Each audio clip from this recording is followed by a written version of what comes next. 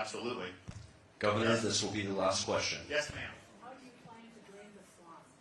So how do you drain the swamp? So I think a couple things. One, you just have to know going in there, you're not going to win these people over. They've accumulated power over the years such that it doesn't even matter who gets elected now.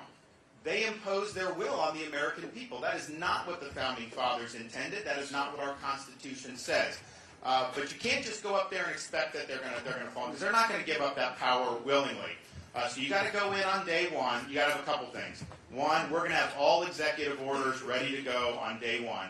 We're going to have all the legislation working with the relevant congressmen and senators ready to go, because you really have 100, 150 days to really strike while the iron's hot when a new president comes in.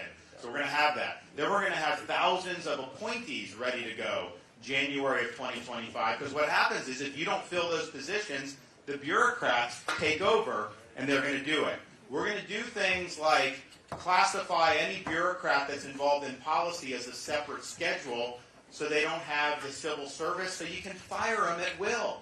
And we're going to fire people. We're going to do that. You need to. We're going to reduce the footprint of all the D.C. agencies by 50%. So every cabinet secretary is going to be ordered reduce the number of bureaucrats that are in the D.C. area by 50%. We are going to move some agencies to other parts of the country. You guys want an agency in Iowa, just let us know. Maybe we can do. Actually, a lot of people may not want it. We're going to do that. We're going to make sure that that bureaucrats have to actually show up in person and work again, because they don't even show up in person a lot of times. Some of these guys, they get cost of living adjustments for D.C., but then they live in like other parts of the country, which are a lot cheaper, so you're subsidizing that, and that's not that. So there's all these different levers that you got to pull. We're going to aggressively assert Article 2 power, because, yes, I don't like a lot of what the bureaucrats have done, and some of that is going to take swift. For example, with me, we're going to have a new FBI director on day one. I mean, that's just the reality. It's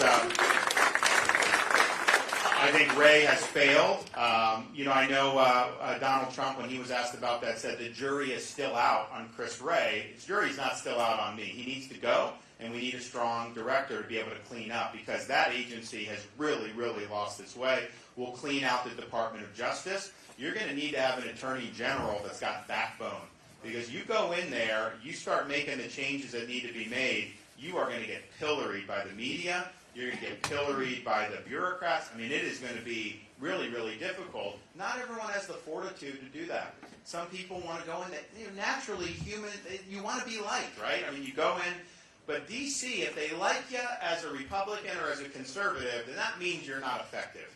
That means you're not actually changing things. So you just got to be prepared for that. There's going to be blowback. So I don't like the policies. I don't like how they do things like, this WOTUS rule that was affecting a lot of the farmers here, where you could have a puddle on your property, and the EPA can come in and regulate you. I mean, give me a break. So I don't like a lot of that. But it goes even beyond that. It's a question about who governs society. Our founding fathers said, we the people govern under a constitution.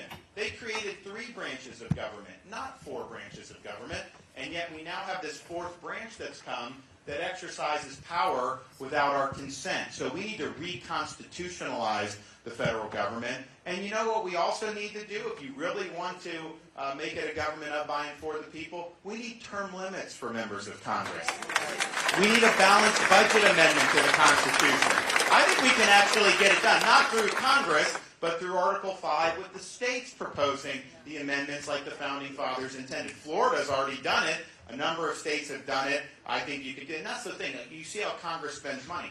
We could all sit in this room and come out and figure out a way to do better job spending money that's more responsible. The problem is 2, 4, 6 years later, new people get elected, they undo it.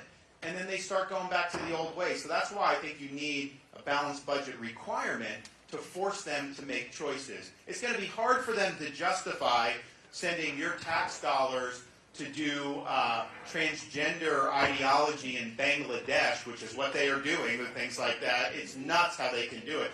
I think about in Florida, we've paid down almost 25% of our state's debt. I vetoed billions of dollars worth of excessive, wasteful spending. And part of the way I think about it is, it's not my money as a government, as the governor. It's not my money as president. It's not Congress's money. It's your money. So if you spend money on something, we're going to have to go, and I got to be able to look you in the eye and say, I was willing to take, money that you could have used because this is important. So it's important to fund our military. It's important to do there's things that clearly are important. But the amount of nonsense that this government has spent over the years, it's really, really appalling. So we need to rein them in. Okay? Yes, sir. What is your thoughts and stance on Social Security? We want to make sure that all of our seniors get Social Security. Whatever they were promised is what they should get. Florida, I know a few people on Social Security, believe me, with our population. And it's important. I think about, like, my grandmother lived till 91. Social Security was her sole source of income. Now, that's not true for all seniors, but there's a lot of seniors where that's really that. And I think what's happened is, with the rising prices, yeah, you get a cost of living adjustment, but it's not enough. So one of the best things we can do for seniors on fixed income is to lower prices, lower interest rates, and lower inflation. That requires reversing Bidenomics, energy development, all that stuff. But we can absolutely do it, and then this way, those dollars go a lot farther because it's been increasingly difficult to make ends meet. And think about it. You're now in a situation where if you bought a house, average price home in 2019, and then the average price home today, your mortgage payment on a monthly basis is over twice as much. Partially because of the inflation with home prices, but part of it is because interest rates are 8% now for a 30-year fixed mortgage, when before it was way, way less. People can't afford. How are you supposed to afford when you're paying 40 to 50% of your income just on mortgage payments? I mean, it doesn't work that way.